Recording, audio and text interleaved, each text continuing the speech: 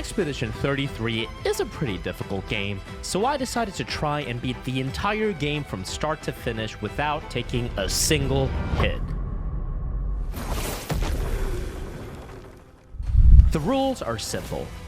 If I take a single point of damage from an enemy attack, I need to restart the entire game from the beginning. That's right, this means even if I take a hit at the final boss or just a random enemy, I have to start all the way from the prologue. To make the run even harder, rule number 2, I'm only going to be allowed to parry to avoid attacks. This means I won't be able to dodge, which is a lot easier.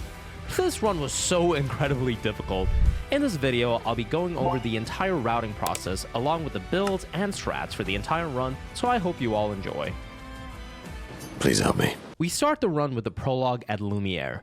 You're probably wondering why I'm doing the prologue if there's no combat, but you actually do fight Sciel in the beginning as part of the tutorial, so I can't unfortunately skip it. The Sciel fight is simple enough, and I've never ever reset to getting hit to her, and you'll just have to trust me on that one. She's got 2 combos that I have to parry, after which I absolutely destroy her life with Gustav's overcharge. The rest of the prologue is fairly straightforward, and it's onwards to Act 1. Act 1 starts us off at the meadows, and we immediately rush to get our second party member, Lune. After getting Lune, we encounter one of the worst enemies of this run, the Portier. This enemy has an attack that for some ungodly reason I had so much trouble parrying.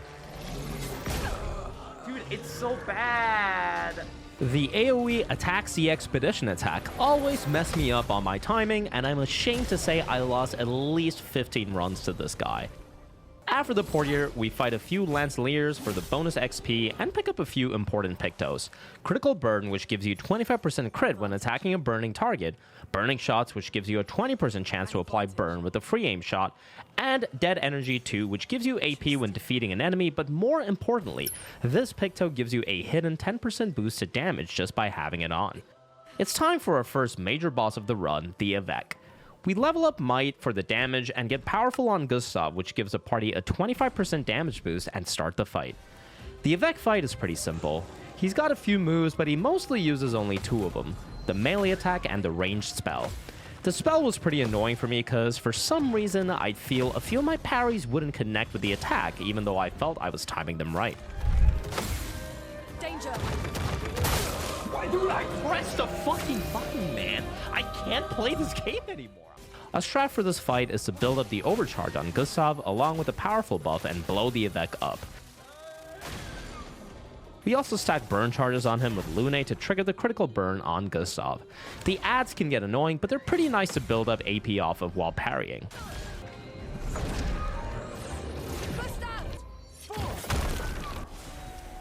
Once we beat the Eveque, we pick up another Picto and Lumina and head to the next area, the Flying Waters. We immediately pick up the Marking Shots Picto, which gives you a 20% chance to mark an enemy on a free aim shot, and head over to get Sciel. Get me out of this damn thing! We have no time for stragglers. After getting Sciel, we fight Monoco to unlock the Exposing Attack Picto. This Picto is going to be very important for us as it applies Defenseless on an enemy with a base attack, which is a 25% debuff to armor. We do the little fetch quest here for the upgraded lightning weapon for Lune, and we do a tiny little parkour sequence to get one of the best Pictos, Augmented Aim Picto, which is a flat 50% damage boost to free aim shots, and Rewarding Mark Pictos, which gives you plus 2 AP when attacking a marked target. We also pick up any expedition logs we can find on the way for an important reason later on. We pick up the Energizing Break Picto too, which gives you plus 3 AP on breaking a target. Then it's time for the next major boss. We level up and set up our Pictos before heading over to jam out and fight Goblu. The Goblu fight is very deceptive because of his jump attack. This attack has the weirdest timing ever, and you gotta parry it after it looks like it's already hit you. The rest of the fight is fairly simple. We still depend on Gustav's overcharge and Sciel's Percy for damage.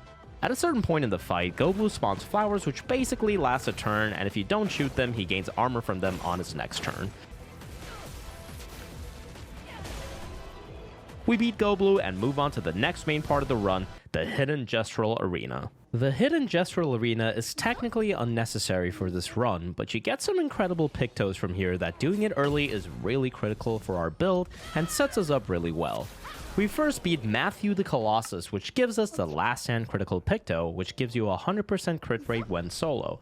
Then we beat Bertrand Big Hands, who gives us Accelerated Last Stand that gives us Rush when fighting solo. After, we fight Dominique Giant Feet, which gives us Protective Last Stand, and finally we fight the big boss, Julian Tiny Head. Julian's got like 89 different moves, all at different variations and tempos designed to throw you off, especially his stupid feint punch attack, and I had to spend a lot of time on this guy. Oh, fuck. Oh my god. Beating him, however, gives you one of the best solo Pictos in the game, Solo Fighter. This Picto gives you a 50% damage boost just for fighting alone, and Empowering Last Stand that gives us powerful when fighting solo. After beating the hidden arena, our build now comes online. We solo with Sciel for a good chunk of the run from here on out, starting with the Ancient Sanctuary. Throughout the run, I'll also be fighting these round little guys called Patanks. They're basically loot goblins and they drop a lot of Lumina and Chroma Catalysts that we use throughout the run. They've each got a little gimmick to them, but they're mostly free to deal with. We pick up a few more items like the Energizing Star 2 Picto that starts us off with 1 extra AP.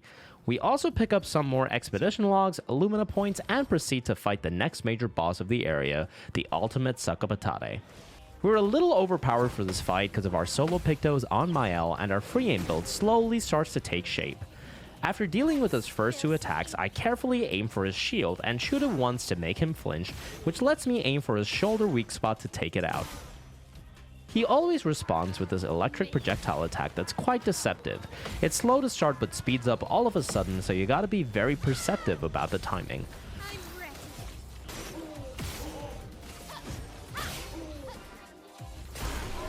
Once we deal with the ultimate Sakapatate, we head on towards the Gestural Village. We pick up a few more items like the Stun Boost Picto that lets us deal 30% extra damage on a stun target, and some Lumina before purchasing another critical Picto, literally called Critical Moment. This Picto gives you 50% crit rate when you're under 30% HP. I also decide to pick up Roulette, which, as its namesake, is basically a dice roll, but there's a few specific parts of this run where I decide to use it. This Picto can either double your damage or half it. Finally, it's off to the arena to get our 4th party member, Sciel. The arena fights are very easy with Sciel because of the hidden gestural arena we did earlier, and we get the medallion which lets Sciel start in the virtuous stance. After upgrading the medallion, we head to SKA's Nest to fight one of the strongest bosses in the entire game, Francois. He's got 1 attack and that's pretty much it, but I'm sure he's holding back. We also pick up Energizing Star 3 and Energizing Star 1, both of which increase our AP by 1, on the way to our final area of Act 1, the Stone Wave Cliffs. The Stone Wave Cliffs have some very important Pictos like Breaking Counter, which gives you a 25% boost to break damage on counterattacks, First Strike, which lets you play first, and Breaking Shots, which makes your free aim shots deal 50% more break damage. We set up a few Lumina and level up Sciel and head to our final major boss of Act 1, the Lampmaster. The Lampmaster is the first major difficulty spike for this run. He's got 2 entire phases and both are quite involved. He's got a lot of attacks and I struggle with the specific attack in each phase. In phase 1 he has an explosion attack that he does with his lantern that I absolutely couldn't get the timing down for.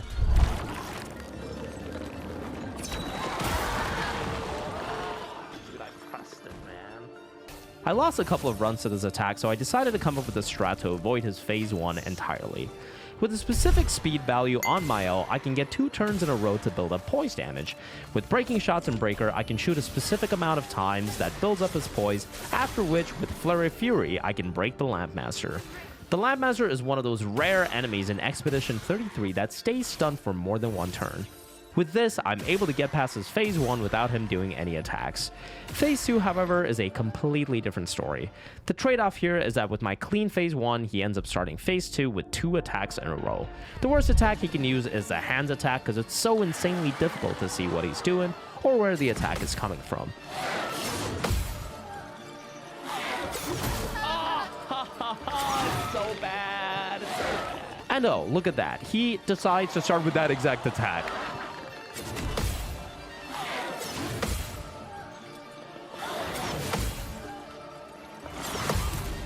Thankfully, I had a decent amount of practice, so I actually managed to clutch my parries and get through the rest of the fight.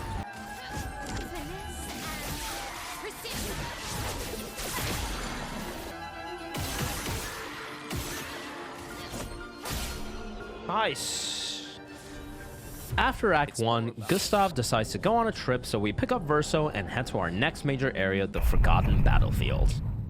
But first, we gotta fight the worst enemy in the entire game.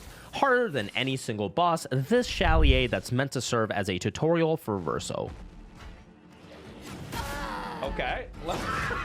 Alright, dude, okay. Get me a clip! Just try it. No! I'm not even kidding. I lost the most amount of runs to this enemy.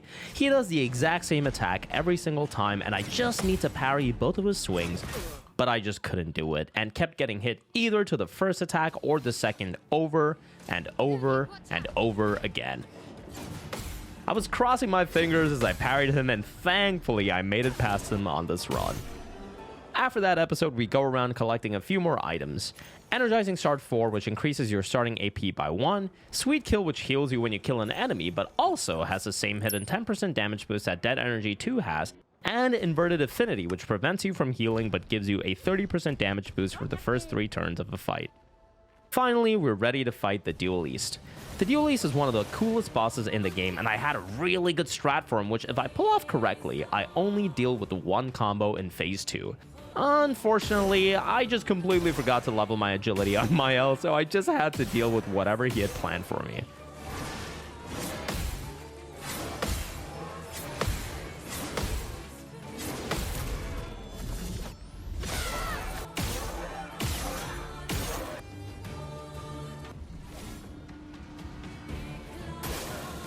Let's dance.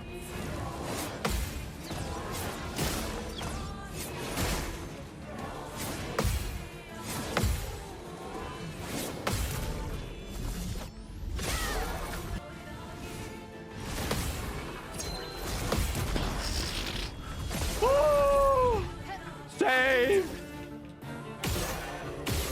That's why you fucking go for the shit strat. That's why you like grind the run for a month with your fucking shitty strats. So that when you actually get the good strats and you fuck it up, you can still clutch it, man. After the Dualliste, we head over to Monoco Station to pick up our final party member of the expedition, you guessed it, Monoco. However, we gotta fight him first. That's not too bad, I mean, he's easy, right? Oh yeah, what's Monoco known for? Transforming into enemies? What enemy does he transform into when we fight him? Oh my god, it's the Sciel again. I didn't want to fight this guy a second time, so I had to come up with a script for Monoco.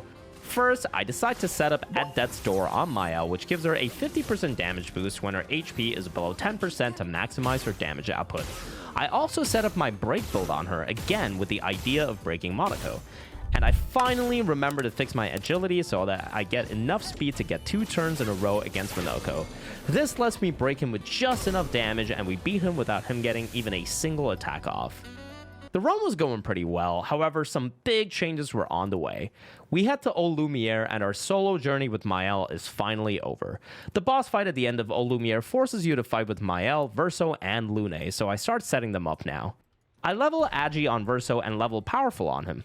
I also give him the exposing attack Lumina, which lets him apply defenseless when attacking an enemy. Sciel is still our damage dealer, so the idea is to buffer up as much as possible with our other party members. I buy Longer Powerful from this merchant that I'll be using later on. Eau Lumiere is still mostly a running sequence, except on Sciel, where we pick up another really important picto for our strats, Auto Rush. This picto gives you rush at the start of the battle for 3 turns. I set up Sciel with Auto Rush and we go into Renoir 1. This fight has a little bit of randomness involved in it depending on the Gamba gods, cause we use roulette. Unfortunately, now that we're in a party, Sciel's solo pictos don't give her enough damage to force Renoir into phase 2 by herself, but with the right RNG, Roulette can push him past 50%, which makes him always respond with summoning the petals. This sends the turn back to our party that we can use to finish the fight. It's a bit of a double-edged sword because bad roulette rolls could potentially deal very little damage to him, meaning we gotta deal with more of his attacks. I also forget to give Verso the Dualliste we got from the Dualliste, which gives him a free base attack that I use to apply the defenseless debuff from exposing attack. But thankfully I notice and give Sciel Powerful instead of just wasting my turn. Thankfully, I get just enough luck to bypass his attacks and we get past Renoir 1. After Old Lumiere, it's time to face the Axons. We head over to Sirene's arena first because it's filled with a lot of upgrade materials that lets us get our weapons to a plus 19. On the way, we also pick up a few pictos like Shield Affinity, which boosts your damage when you have shields on, and we buy Double Mark that lets you attack twice to get rid of the mark, and Greater Powerful, which boosts Verso Powerful by another 15%, bringing the total damage boost to 40% from this merchant. Fun fact, you can actually completely skip this Glissando mini-boss by repeatedly shooting him as you walk past him. Shooting an enemy temporarily disables their hitbox, so it's a fun little trick you can use to get past him, avoiding the fight. I get the expedition flag right outside Sirene and head over to the Visages Island. After upgrading my weapon to a plus 18, I first head over to the Anger Veil to get rid of the Anger Mask that gives him an extra turn in phase 2. I technically don't need to do this with my strats, however, I also pick up the Powered Attack Picto here, which I'll use towards the end of the run, that boosts my damage by 20% as long as I have AP available. This was also the first live run where I decided to go to the Joy Mask and pick up the Confident Fighter Picto. This Picto gives you a 30% flat damage boost but prevents healing throughout the fight. Damage wasn't really an issue, so this was technically avoidable. However, on the immediate previous run, I came short of damage on the Mask Keeper because out of 26 shots, I couldn't land a single mark, which ruined my plans and made me need to deal with more of his phase 2 attacks. They didn't give me a single mark! They didn't give me a single mark, man! This is also where we start putting together our end lineup with Sciel, added into the party instead of Lune. Sciel has an ability called Intervention that we will use to give Mael a whole extra turn to deal damage. We give everyone Auto Rush so that they each get 2 turns in a row. Sciel's Rush ability is also incredibly useful in this fight to extend the duration of our Auto Rush and give us turn priority. The main crux of this fight revolves around needing to transition the Visages phase into the Mask Keeper phase with a counterattack. This is so that we start phase 2 with our turn, which lets us finish the fight before the Mask Keeper even gets to play.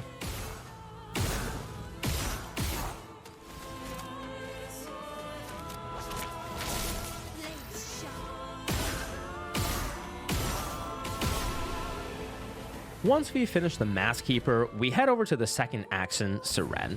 Sirene is a tanky boss. She has a ton of HP, so coming up with a strat for her was incredibly difficult.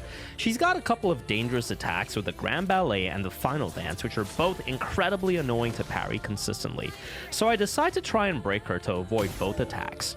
Sirene transitions into doing the Grand Ballet move at around 80% HP, so with my first turn I make sure to only deal just enough damage to get her to that point.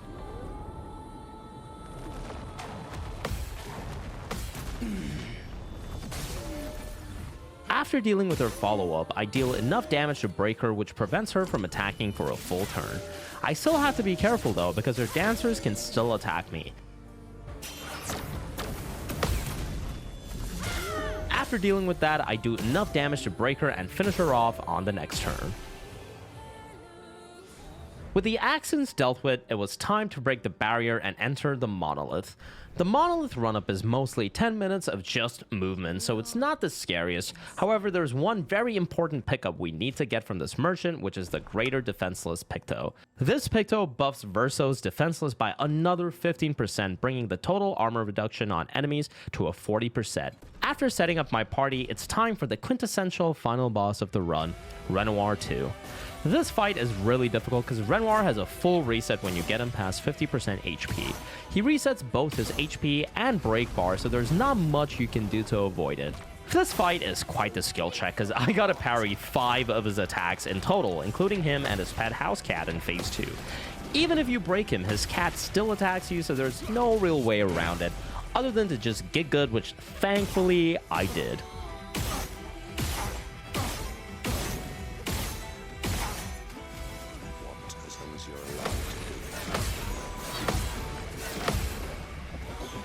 I hate that attack! Okay, one more.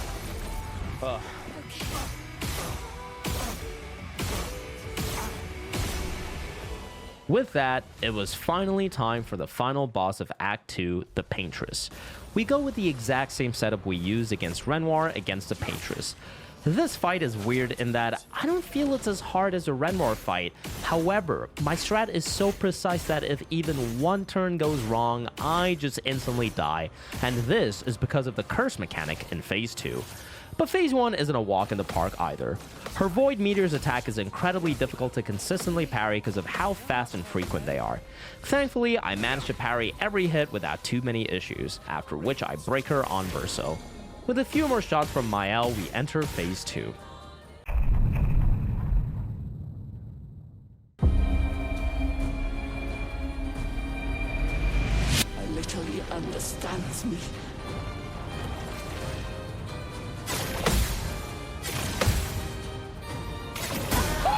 No, dude! I fat fingered it. Oh my god! I fat fingered it. Like, I pressed it twice after the second parry, man. Oh my god, bro. Oh, dude, I could have beaten her. This was the run, man. The start of Phase 2 is fairly simple. She's recovering from her break and whips out her paintbrush, which lets me get a decent bit of punish in.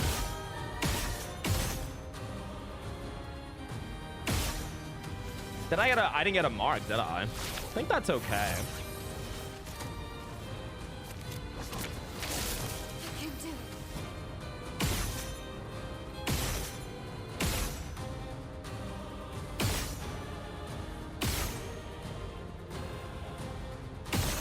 I get her past 50%, and this is where the problem begins.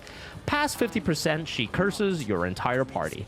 If you're unfamiliar with what curse is, it's basically a set number of turns after which your party just insta-dies, and yes, that counts as a hit. I have a set amount of turns which I can increase by 1 by shooting one of the orbs above her, but it's tight. Really tight. To make matters worse, she also applies Powerless on my party, which is a 40% damage debuff at this point, so if I mess up even by just one single tick of damage by dealing a little bit less than usual, I just die and lose the run. With that, I'll leave you to the rest of the fight.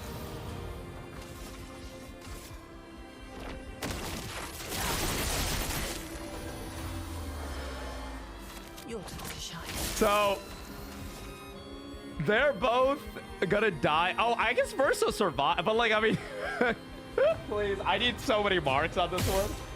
No, that's not gonna do it. No. Oh my god, we're going backwards.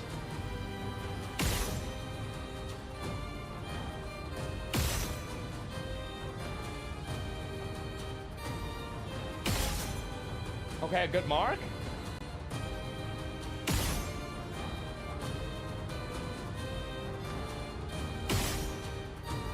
Okay. Okay. Hold on. Okay, wait. I gotta think about this. Graydon's gonna set me to 1.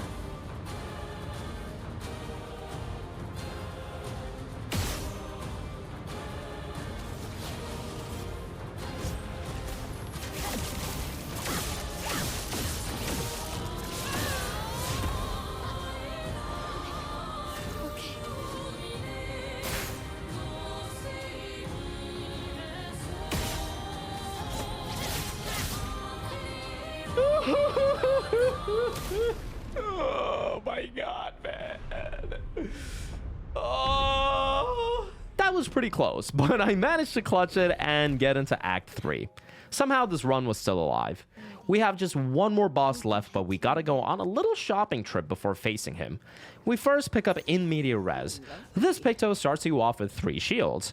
You're probably wondering why I'm picking up a shield Picto on a no-hit, but if you remember, we also pick up Shield Affinity, which buffs you as long as you have shields.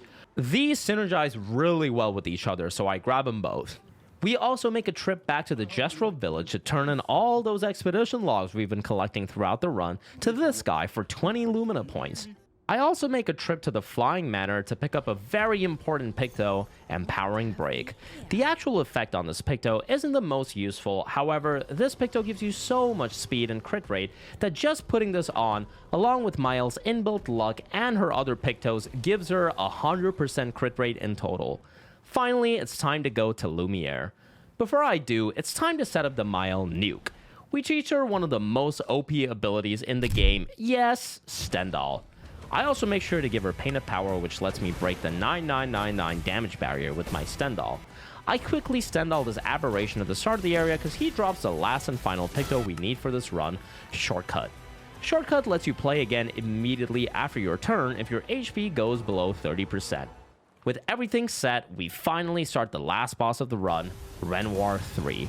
The strat for this fight is simple. We set up the Defenseless on Renoir with a melee attack from Verso and give Mael greater powerful. With Mael's turn, we launch our first nuke and yeah, it one-shots him.